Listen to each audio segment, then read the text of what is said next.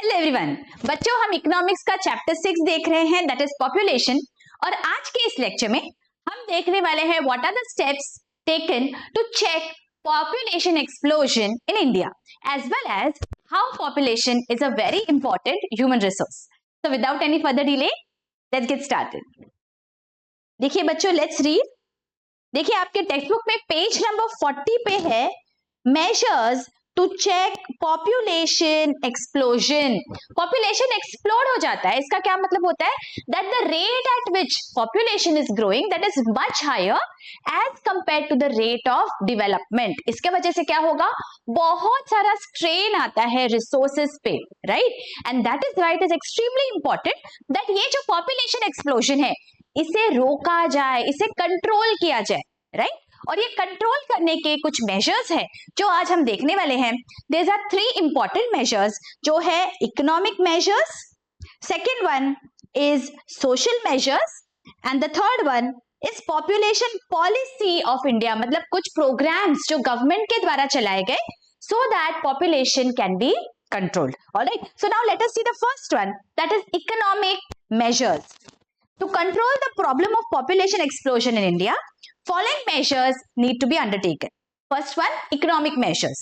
Economic measures can raise the standard of living of the people and help to reduce population growth. Economic measures में क्या किया जाता है? कुछ ऐसे measures लिए जाते हैं जिससे उनका standard of living बढ़ जाए existing population का. Okay, let us see how. Some of the important economic measures are expansion of industrial sector. अगर इंडस्ट्रीज एक्सपैंड हो गए, there will be lot of employment opportunities. तो जो हैवी बर्डन है agriculture पे वो और भी दूसरे सेक्टर्स में डिवाइड हो जाएगा। और हमने देखा है because primarily we are an agrarian country, लोगों को जरूरत होती है मोर हैंड्स की for helping on the farms, और उन्हें लगता है ज्यादा बच्चे होंगे तो वो हेल्प कर पाएंगे फार्म्स में। हालांकि ये सच्चाई नहीं होती है, but they don't understand this. That is why अगर उन्हें एम्प्लॉयमेंट अपॉर्चुनिटीज रहेगी, अगर इंडस्ट्रीज डेवलप हो जाएंगी तो उनका जो एग्रीकल्चर पे डिपेंडेंट होने का बर्डन है वो रिड्यूस हो जाएगा। एंड देन अपने आप they will understand that having so many children is not necessary. Okay, creation of employment opportunities, तो आप इंडस्ट्रीज को बढ़ावा दो, आप एम्प्लॉयमेंट अपॉर्चुनिटीज क्रिएट करो। Alright, removal of poverty. अभी हमें पता है, हमने देखा है हाई बर्थ रेट क्यों होता है? Because of poverty, people are ignorant, people do not have an idea that how they can control the birth rate, right? Equitable distribution of income and wealth. हम देखते हैं हमारे आसपास जो रिच पीपल है they are getting richer and richer and the poor are remaining poor. तो that is why जो gap है वो बहुत ज्यादा है। तो इसीलिए हमें एक देखना चाहिए that there is an equitable distribution of income and wealth so that जो poor है वो भी थोड़ा ठीक ठाक रह सके, उनको भी एक प्रॉपर जिंदगी जीने का हम मौका दे सके। Okay, so it is important that there is an equitable distribution of income and wealth. तो ये जो सारे इकोनॉमिक मेजर्स है जिसके वजह से एम्प्लॉयमेंट अपॉर्चुनिटीज क्रिएट होगी, जिसके वजह से पॉवर्टी इरेडिकेट होगी, तो अपने आप लोगों का जो नजरिया है देखने का at the population that will change. They will adopt different measures so that the population is in control. Okay, तो first thing was economic measures, second is social measures. देखते हैं सोशल मेजर्स क्या है। Population explosion is a socio-economic problem. It is related to illiteracy, superstition, orthodoxy, low status of women, etc. हमने ये high birth rate वाले lecture में देखा है that the status of women is not very high. They don't have much say many times कि वो कितने बच्चे चाहती है। So बहुत सारे ऐसे फैक्टर्स है जिसकी वजह से बर्थ रेट बहुत हाई है। So जो सोसाइटी का माइंडसेट है that needs a shift, वो चेंज होना बहुत जरूरी है। तो वो कैसे करेंगे? Let us see. First, spread of education. बहुत important है that if everybody is educated, they will understand that the more the number of children, the more is going to be the pressure उनके ऊपर, because they have to raise those kids, make them capable, give them a certain standard of living, right? तो तब उन्हें ये पता चलेगा that having more kids is not the solution. You have limited number of kids, have 1 or 2 kids, give them a better life. This will be possible only when they are educated. If they are educated, they will understand that what measures can be taken to control the birth rate, right? Improving status of women. Women का status अगर अच्छा हो जाएगा, वो decide कर पाएंगी उनका health अच्छा रख पाएंगी, उनके बच्चों का हेल्थ अच्छा रख पाएंगी, मोर्टेलिटी रेट कम होगा, they will have a say in how many kids they desire, right. तो बहुत इंपॉर्टेंट है कि विमेन का स्टेटस भी अच्छा हो जाए। Raising the minimum age of marriage, minimum age of marriage अगर बढ़ेगा देन ऑब्वियसली जो फर्टाइल पीरियड है वो कम हो जाएगा, then we expect that the birth rate will go down, right. तो दो मेजर्स है, पहला economic measures and second social measures, and the third is the different programs that are run by the government. Let us see. Population policy of India. Population policy was implemented through the following programs. कौन से programs है देखिए। सबसे पहला family planning programme, मतलब आप plan करो कितने बच्चे आप चाहते हो, it should not be by chance, you have to plan properly, okay. It was launched in 1952 with the objective of reducing the birth rate. Family planning refers to planned parenthood. It is a measure in which birth of a child is determined by choice and not by chance. Family planning program was not successful due to lack of awareness among the people, false religious beliefs and inconsistent policies of the government. Okay, ये 1952 में, मतलब देखिए कितने सालों पहले ही हमारे government ने ये फैमिली प्लानिंग प्रोग्राम लेके आए थे, लेकिन because of various religious beliefs that okay बच्चे तो भगवान की देन होते हैं, you know, many such superstitions have slowed down this programme. Otherwise this was a wonderful programme to ensure that जो बर्थ रेट है वो कंट्रोल में आ जाए, ओके। फैमिली वेलफेयर प्रोग्राम, मतलब जो सबकी हेल्थ है, इन्फेंट्स की, मदर्स की, उस हेल्थ पे ध्यान दिया जाए। Family planning programme was renamed as family welfare programme in 1979. It attempted to integrate family planning services with those of maternal, child health and nutrition. Okay, जो बच्चे पैदा हो रहे हैं उनका मोर्टेलिटी रेट कम करे, उनका वेलफेयर की तरफ ध्यान दे, मदर्स के वेलफेयर की तरफ ध्यान दे, इसलिए फैमिली वेलफेयर प्रोग्राम चलाया गया। And national population policy 2000. In the year 2000, the government introduced national population policy to control population and improve its quality. Control करो, पहले तो नंबर को कंट्रोल करो, ओके, क्वांटिटी, और जितने पॉपुलेशन है उनकी क्वालिटी को एनहांस करो। Some of the important features of NPP are as follows. Free and compulsory education up to the age of 14 years. हम देखते हैं दैट 14 years ऑफ एज तक कंपल्सरी एवरी चाइल्ड का राइट है दैट ही और she gets proper education and free education. Okay, that is a right of every kid. All right. Reduce infant mortality to below 30 per 1000 live births. जो नवजात शिशु है उनका जो mortality rate है वो कम किया जाए. So per 1000 we want 30 और below 30 infant mortality. Okay. Reduce maternal mortality to below 100 per 1 lakh live births. Okay. जो mothers है who die because of childbirth उनके तरफ भी ध्यान दिया जाए और that rate also we have to bring down. Universal immunisation of children against all vaccine preventable diseases. ये जो डेडली डिजीजेस है उनके अगेंस्ट वैक्सीन दिए जाते हैं. फॉर एग्जांपल पोलियो, पोलियो का देखिए हम कितना देखते हैं, सब जगह पे एडवर्टाइजमेंट्स देखते हैं. पोलियो के लिए घर घर पे लोग आते हैं and they give vaccine to the kids. ऐसे करके जो डिजीजेस है जो प्रिवेंट हो सकते हैं वैक्सीन से, उन्हें हमें इरेडिकेट कर देना है. व्हाई? बिकॉज जितना पॉपुलेशन है उसका क्वालिटी अच्छा हो, उनका जो लाइफ है वो बेहतर हम बना सके. Okay, delayed marriage for girls not earlier than 18 and preferably after 20 years of age.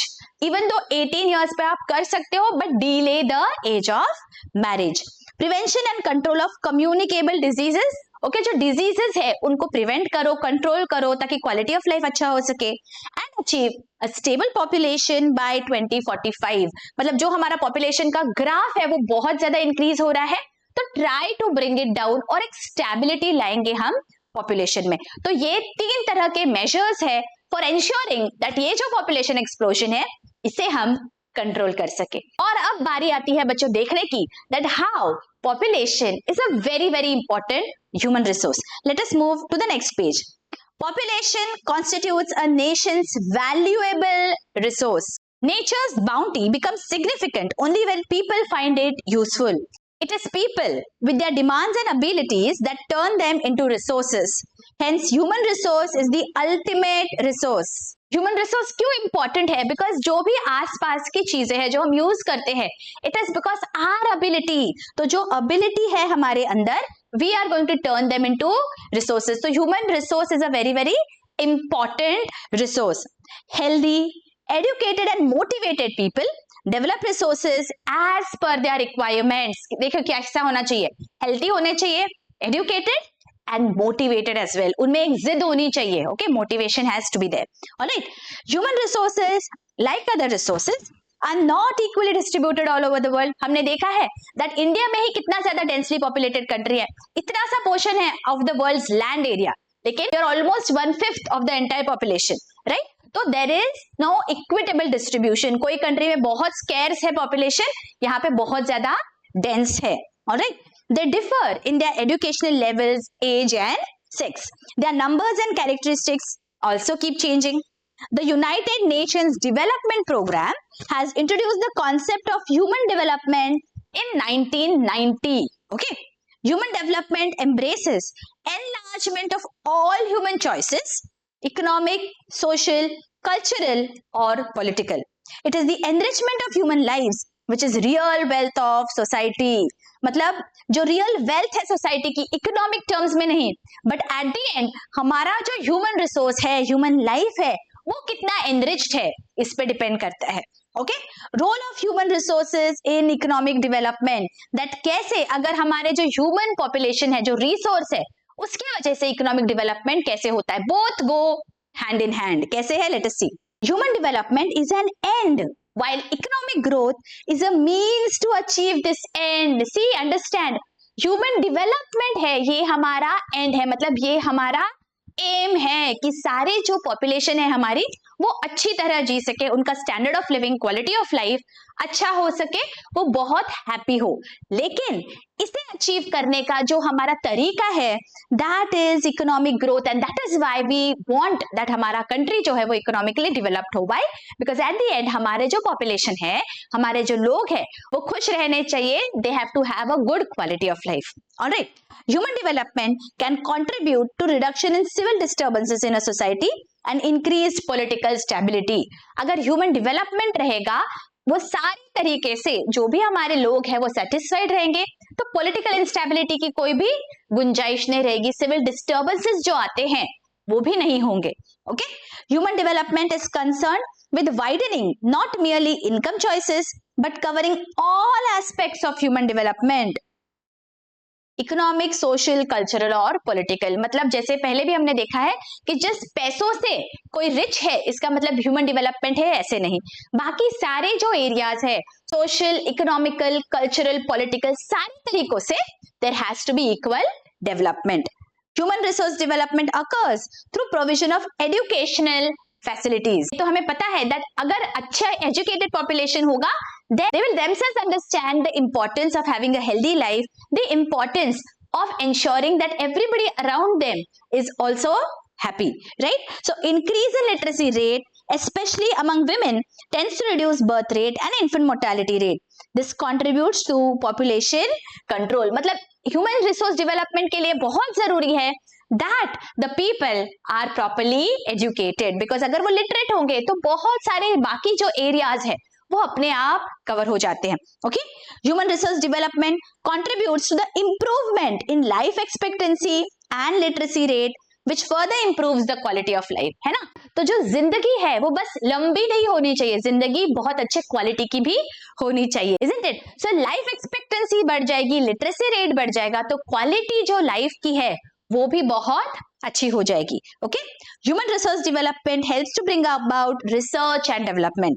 It motivates research in various educational institution. जाहिर है अच्छी हाईली एजुकेटेड पॉपुलेशन रहेगी तो वो और ज्यादा रिसर्च कर पाएंगे, नई नई टेक्नोलॉजी का इन्वेंशन होगा, which will again further lead to a better quality of life. Right, human development leads to increase in human productivity. Productivity मतलब कितना आउटपुट, कितना रिजल्ट आप दे पाते हो, ये भी इंक्रीज हो जाएगा if the population is of a good quality.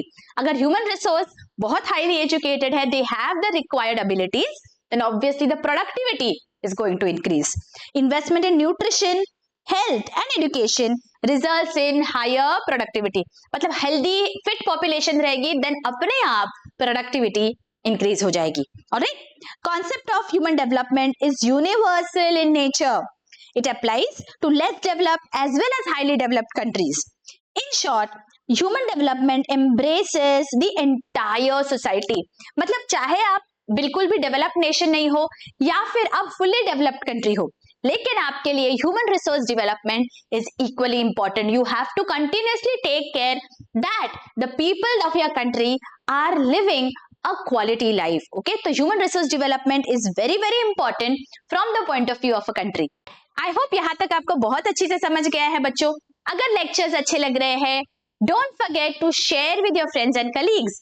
And जाते जाते एक प्यारा सा कमेंट कर दीजिए बच्चों. Your comments truly keep us motivated in getting such lectures for you. I hope you are going through the home page of the channel, जहाँ पे class 11th as well as class 12th के accountancy and economics के chapter wise playlist बनाई हुई है बच्चों. तो आपको इधर उधर जाने की जरूरत नहीं है. आप वो प्लेलिस्ट खोल लीजिए, आपको सारे लेक्चर्स वहां मिल जाएंगे. टेक्स्ट बुक के एक्सरसाइजेस के साथ साथ everything is available. Go through the home page of the channel. You are definitely going to benefit from it. मिलती हूँ आपको अगले लेक्चर्स में. Till then take care. Bye bye.